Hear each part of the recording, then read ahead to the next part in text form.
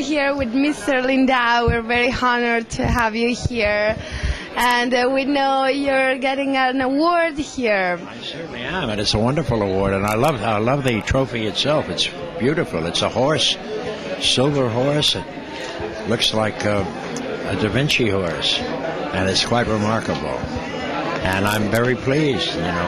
People say a Lifetime Achievement Award, but I'm not finished. I'm still doing it. Yeah, absolutely. How do you feel participating in such a small independent film festival? What do you think about the importance of film festival in the movie business?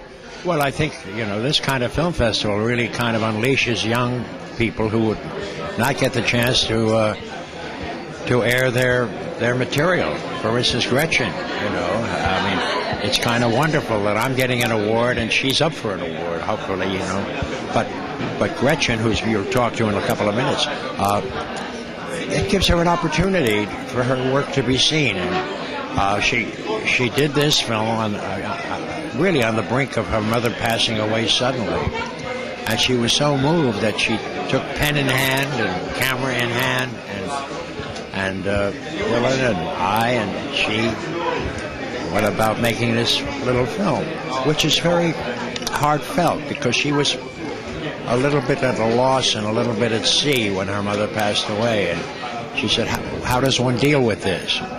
And she made a movie about it and it's the kind of film that, a lot of festivals don't allow short films to be aired. And short films sometimes are more powerful than full-length films. And the good thing about that is that often they don't get a chance to be seen. And sometimes, as I say, they're more powerful, they're more poignant, they're more moving, they're sometimes funnier.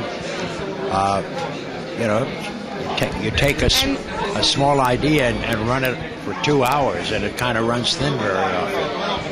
And what's the relationship between emotions and personal feelings and art? Well, I think all art really comes from the heart. Art from the heart, but it's true. I mean, things you feel passionate about, and I mean, there are roles that I've done, that I didn't feel as viscerally connected to. Whereas when I get something that I really connect to, I mean, on many levels, it's just a joy to work, because so much stuff comes out of all kinds of kinesthetic and spontaneous and unpredictable and inevitable feelings. But sometimes it's based on business and money. Well, I mean, the film industry is based on business and money. I mean, let's not kid ourselves. If you want to paint a picture, you go out, buy some pigments, a couple of brushes, and a canvas, and it costs you $20 or 30 euros, I mean. But if you're making a movie and it's going to get into a studio picture today, I mean, a studio picture costs, upwards of $100 million just going in. I mean, you could make a lot of little movies for $100 million. Yeah. And very good ones.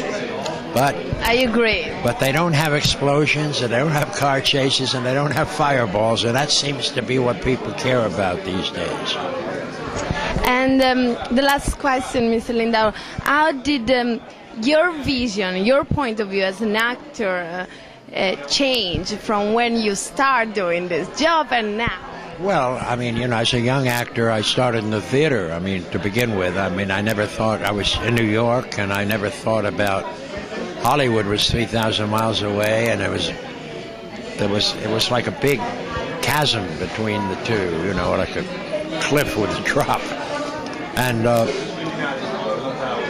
but also even the studio system was different in those days. I mean, people who ran the studios for some strange reason, even though they came out of the garment center in New York and all kinds of, they were manufacturers of other things before they hired great writers, wonderful directors, terrific actors, and made some damn good movies in those days because they believed in the movie. And it's hard to get anyone, particularly at studios today, to believe in a movie, to read a script and say, we've got to make this with the best actors.